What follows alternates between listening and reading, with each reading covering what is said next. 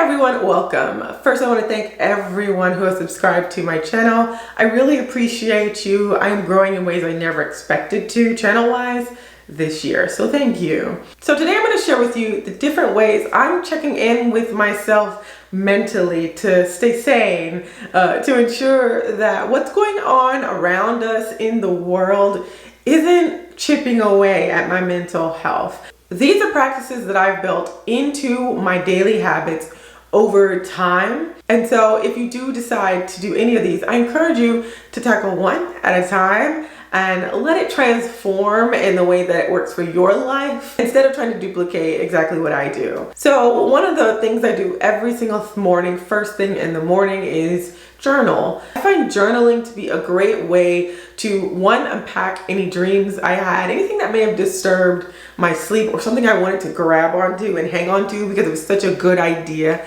I like to get that out my brain first thing in the morning. Writing helps me focus for the day during the work week, and on the weekends, writing helps me release anything that I need to release, anything that I just want to work through with myself. Sometimes as an introvert, I need to write something out before I go talk with someone about it. Maybe there's something I want to tackle in a therapy session, and writing it out will help me more clearly state what I want to get across to my therapist. And my morning writing is a great source of creativity for me. It's one of the most important ways that I figure out new paths to take, either here on YouTube, at work, or in life. Just writing things down, getting into that habit has really been very beneficial for me for many years. Another morning habit I share a lot with you all via Instagram is exercise. I exercise every day, whether I am running or walking, I'm in our home gym, or I'm doing yoga.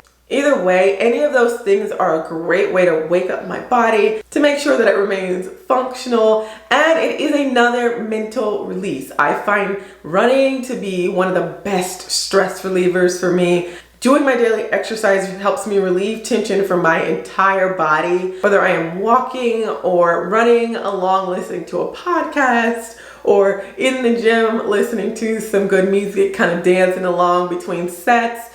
It's really such a great physical release. We focus so much on the mental, the body needs release as well. And for me, on a daily basis, I find exercise to be just that moment where I can just be physical. Pushing myself further than I think I can go in a safe way is also just a big win and gives me a bit of positivity in the morning. Another really big part of my mornings is reading. I try to read every single morning, whether it's first or within the sequence of my morning events. I try to read every morning. Right now, I am finishing up Cast: The Origins of Our Discontents by Isabel Wilkerson. I will actually finish this today. I decided for 2020 I was going to reread Black American history, so I have particular books picked out to bring me from slavery to the present, but then also to read Black voices. So I'm reading feminist works, I'm reading Black thought, biographies, etc. And this has been one of the most enriching things for me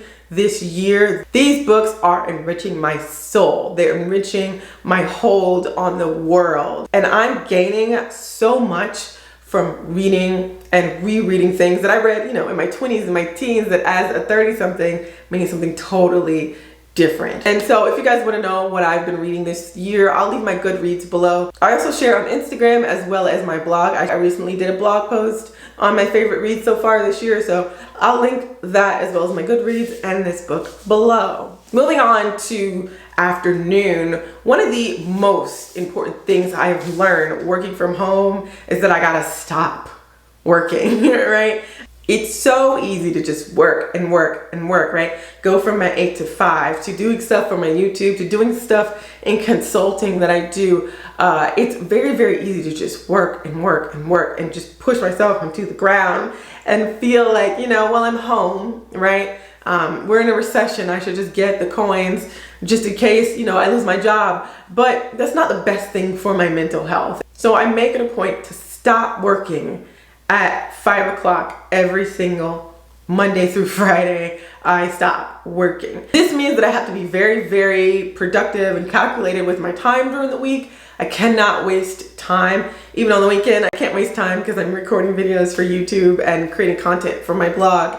But as long as I pick times to stop, I still find that necessary release to be able to sleep, to be able to enjoy my evenings and partake in the world around me as it is, and not just be a part of the machine that just works and works and works and chases and chases and chases. I don't want that to be my life. I prefer the pursuit of happiness over all other things. And so making sure I stop working is a really, really important part of my day. And then speaking of spending time with others, I love spending time with my friends, my family, either through FaceTime, in person, calls. I make time every day to just play with Jace. You know, he brings such light into my life. If I feel like I'm having a really stressful moment and I just need to stop, I'll go play with Jace, or I'll call one of my siblings or my parents, or one of my best friends will do group FaceTimes together.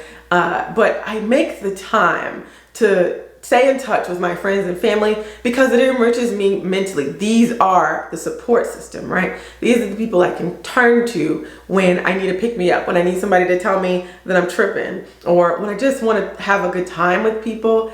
These are the people I call, and I have to be a good friend as well. So I check in on these people. I have to be a good sister or daughter, you know, and so I check in with these people, and that is so good, I found, for my mental health overall. These people bring me joy. And in these times, we need joy more now than ever. So one of the best things I can do for myself mentally is stay in touch with my friends and family. And last but not least, one of the last things I do in the evening is meditate. I like to do self-guided meditation, so it's a moment of stillness. However long I decide to meditate is really determined by my breath that day, you know, whether I'm taking deep breaths, whether my mind can clear, you know. Self-guided meditation is something I've worked into my life over time. I've been doing yoga for many, many years now, not always consistently, but meditation has been something that I found important to making sure that I can check in with my physical self, with my mental self. It's just so many benefits to it. Guided meditation, I know, is very, very popular, but I find having the ability to be alone and sit alone with my thoughts makes me stronger, makes me more courageous, makes me more confident. I really know my inner voice because I spend a lot of time being able to shut that voice off, right? Being able to acknowledge its presence, acknowledge what I'm saying, but also to say, okay, not right now. And that's one of the most valuable things I have found to really get a handle on my mental health. And so if you've never tried meditation before, you don't have to have a pillow like I do, a place to meditate. You could do it on the floor, you could do it on the couch, you could do it on a bed. You don't need anything to meditate. You could be a blanket. That's where I started, on a blanket in a yoga studio many, many years ago. I am no means an expert on this. This is just what helps me, and I thought I would share with you all. So in the comments below, let me know what you do on a daily basis to stay well, you know, mentally, physically, spiritually, emotionally. Let me know in the comments below. Also, if you like this video, make sure you give it a thumbs up so I know that you like this kind of content. And until next time, be well, be safe, and find a bit of joy in every day. Bye.